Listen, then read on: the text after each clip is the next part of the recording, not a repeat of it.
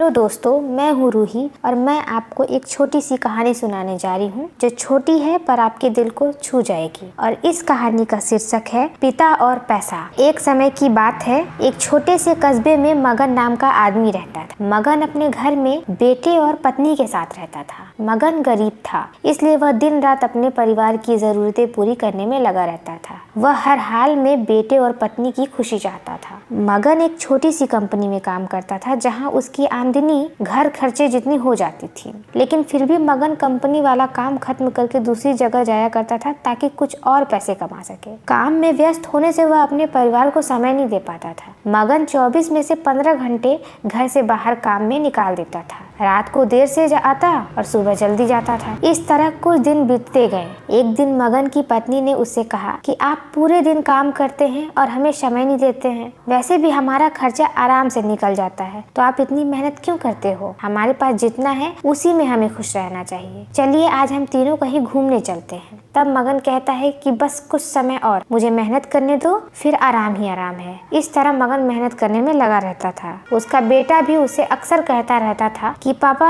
आप मेरे साथ खेलो, बैठो और मुझसे बातें करो, लेकिन मगन हमेशा काम के लिए कहकर कभी उसे समय नहीं दे पाता था। कुछ समय और बीता।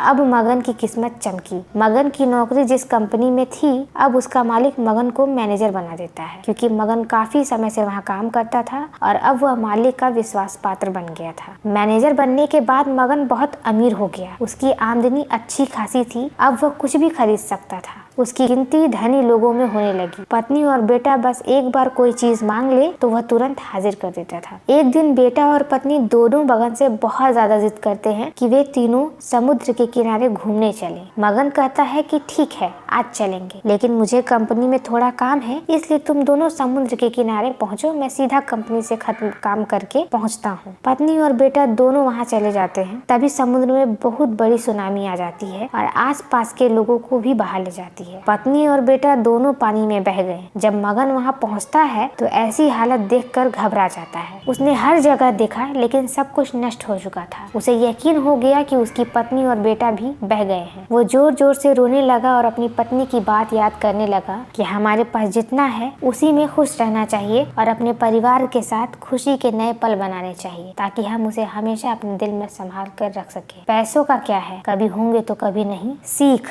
हमेशा अपने परिवार के साथ समय निकाल कर बैठना चाहिए। धन्यवाद। ऐसे ही इंटरेस्टिंग स्टोरी को सुनने के लिए हमारे चैनल को लाइक एंड सब्सक्राइब करें। एक बार फिर से धन्यवाद।